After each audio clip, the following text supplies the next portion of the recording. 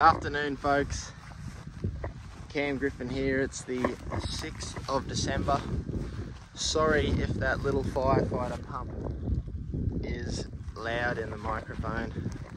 I'll try to make sure that it's not going again, but it's a very tropical day today. It was still and muggy. It felt like we were going to get a storm, but it doesn't look like it. There is a cyclone off the coast of Queensland, which they are saying is probably going to impact us.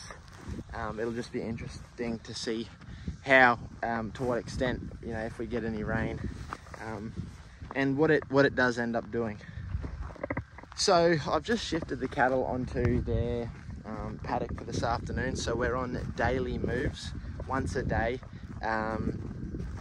and the reason for that, as I've said in previous videos, is we're trying to ramp up the cattle's nutrition as we look ahead towards mating.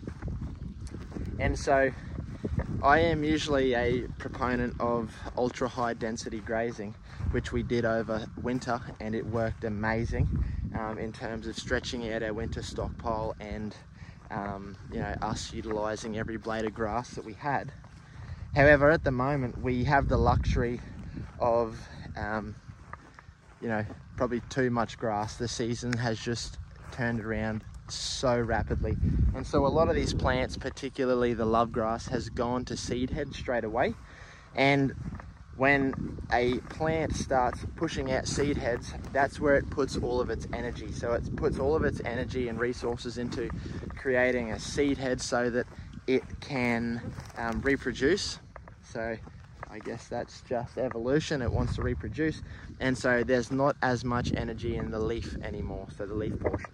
The cattle are still consuming the seed heads, but it doesn't have the same effect as them grazing vegetative, nutritious, leafy pasture. As you can see, the love grass is transitioning to a higher stem to leaf ratio, which is the opposite of what we want. We want a higher leaf to stem ratio.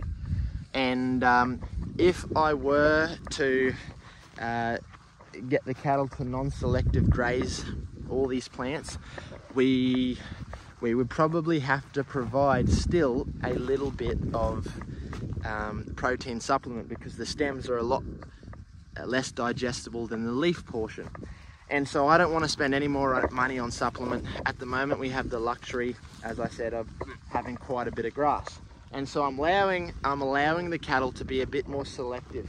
So I'm letting them graze. They're still taking the seed heads off the love grass and you know, defoliating the leaf portion of the plant, but they're primarily going for the younger, tender bluegrass and Rhodes grass.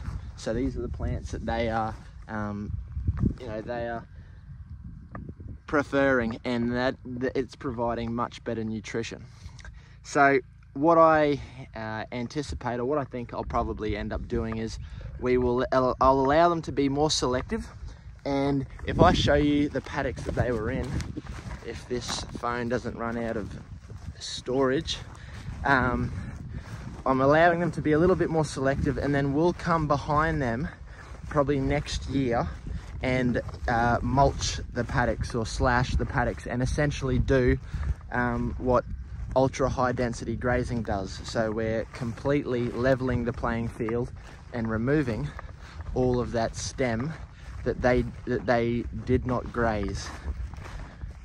So if I am looking at bringing on some more agistment cattle just to provide a bit of cash flow, and we've got a bit of grass at the moment.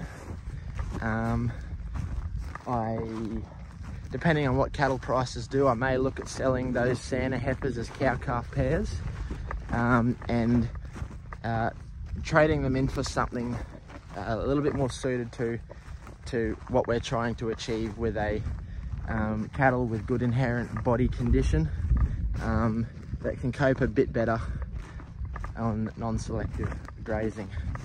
So this is a bit of the graze line. You can see there, they've taken all the seed heads. So they are taking the seed heads, but you see what they are leaving is a lot of stem. So you see they're leaving quite a lot of stem, and if I was to force them to graze that, I would have to provide a little bit of supplement because the stems are higher in fibre, big thick cell wall, and we're not doing that. I've got enough grass, I'm not spending the money on lick. Look at the manure. So this is the manure. Let me grab another bit of poo to show you some more poo. This is the manure at the moment. That is slightly more, I'd like to see it a little bit more consistent, a little bit more runny. And so forcing them to graze this, you know, all these stems would be, you know, it would do the opposite. It's higher in fibre.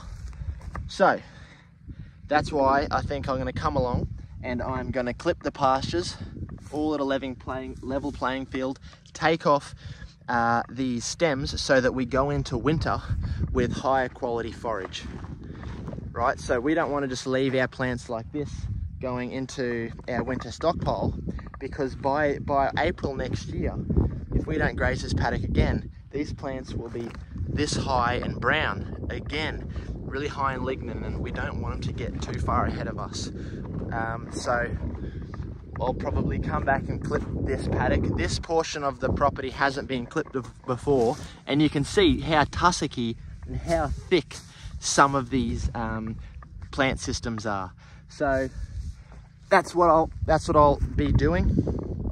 But at the moment the cattle are looking great. They're slicking off, and yeah, I'll probably look to still provide a bit of a phosphorus supplement, especially to some of these lactating cows.